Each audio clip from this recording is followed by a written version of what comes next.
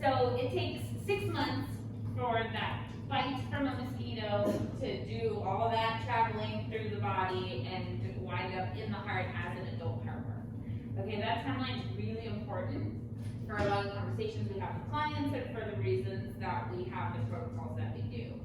So heartworm medication is going to treat the little tiny babies that the mosquito sucks up when they bite, okay?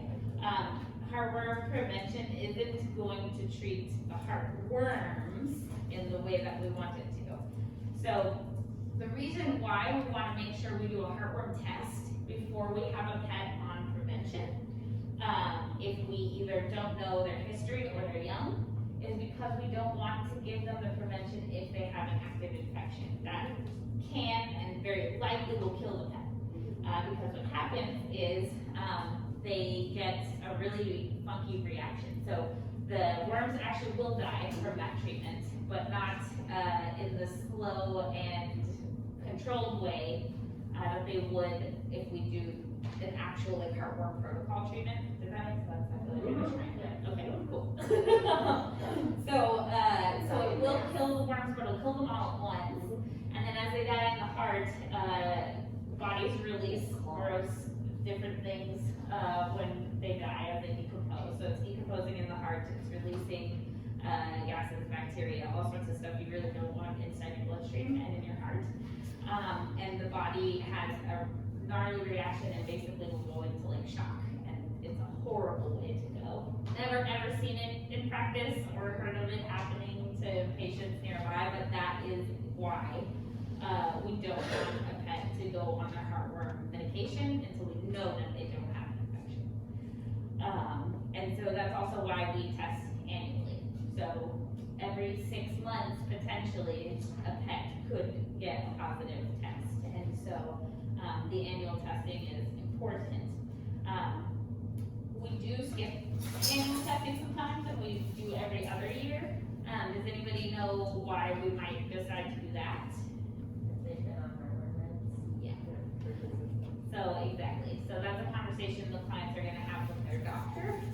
If the pet is consistently every single month, the owner's like totally give it every month on the dot, then it should be fine because they're being constantly treated. And so those little teeny larvae, if they did get into the bloodstream, don't have a chance to grow into adult worms. So at what stage does, like at the adult stage, because there's like 3 or 4? Yeah, there's like 100 million stages. They go through a lot of changes.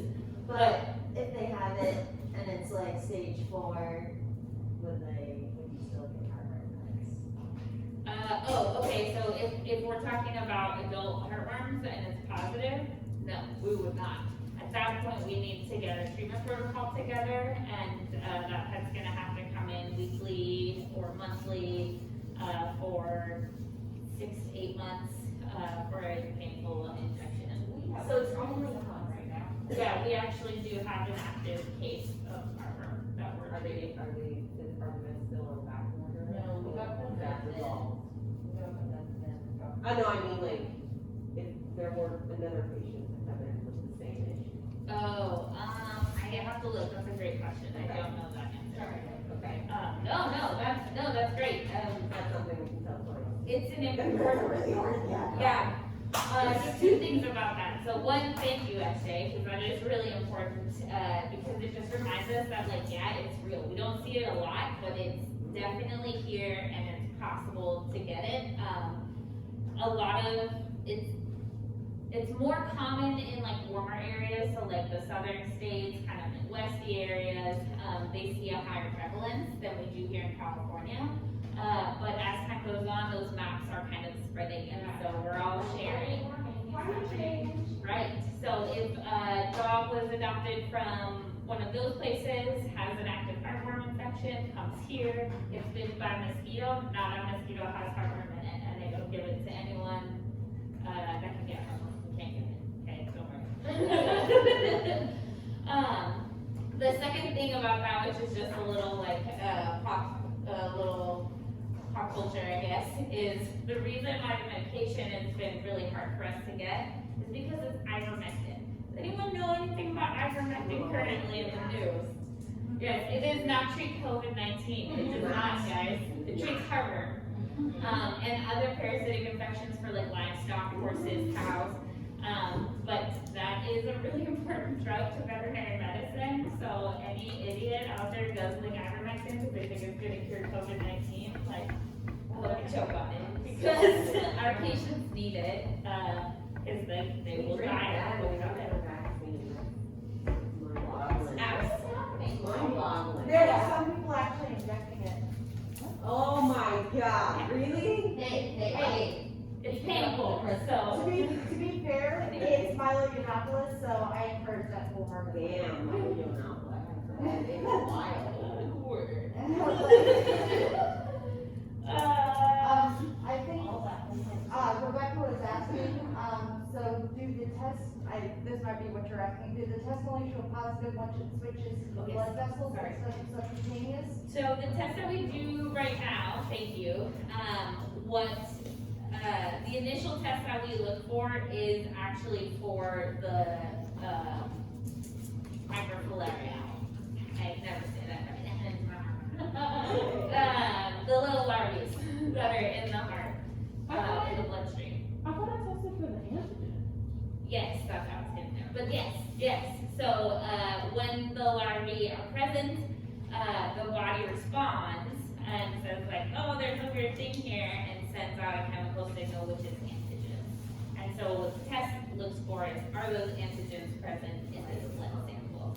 So, It's not actually like, oh, look, we see little larvae in no, there. I mean, just, does the test show positive when they're still only in the skin, or is it considered an active infection when it's in their skin, or does it? Bloodstream. So once the larvae are in the bloodstream, that's when we're gonna get those antigens, that are specific to the larva. If that's positive, then we do further testing to figure out, like, are we still larva, or are we an adult? And I forget what the antibody may be for adults.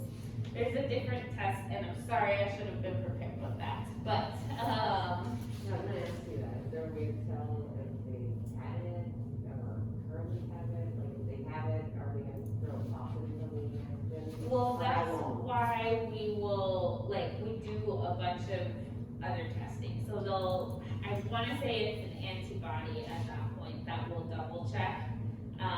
And that actually will tell us if there's adult worms present. So first we look for the larva, and then if that's positive, then we look further and try to determine if there's adult worms or not. Because that will change what our treatment plan is. Not a ton, but it won't have to be for as long, and I think we don't have to do like as big of a dose of those really painful infections. So, really good questions, guys, thank you. So heartworm is fatal. I know in the video they said like a lot of dogs that are positive with heartworm are like happy and healthy and they seem like there's no problem. That's true up until a point, but you will notice, once we're like, oh, we're positive, have you seen any of these things? Then the owner will be like, oh yeah, maybe, right? So they're not actually totally like 100% happy and healthy. What you'll normally see is like, oh, they pant a lot more. They get tired more easily, exactly. They might cough, you know, they didn't do that, might not be all the time, but it's sometimes. So if you think about where those worms are, right, they're literally in your lungs and then in your heart. So coughing, breathing trouble, lethargy, those could all be symptoms of heartworm. But typically in the early stages of an infection, they're not super obvious. So it doesn't always like alert clients to be like, something's not right. Which is another reason to do what? And yeah, both. But testing was what I was thinking of for that. So clients, I wrote down my client questions. We talked about skipping a year.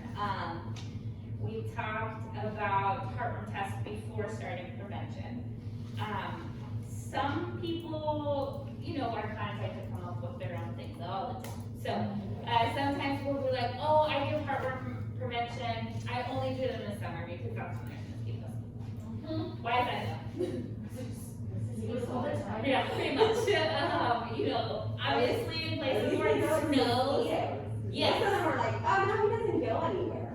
And I'm like, Okay. it's mosquitoes. It's Yeah. coming from home. Right. Well, I mean, people do that with fleas too, and we know that an indoor like cat can get fleas. So, Okay, well, the parasites are everywhere, so just treat the stuff. We know that mosquitoes do not only live during the summer months. Are they more prevalent in the summer months? For sure. We see a peak when it's hotter. But in our climate in California, like it's pretty mild, we have them all year round.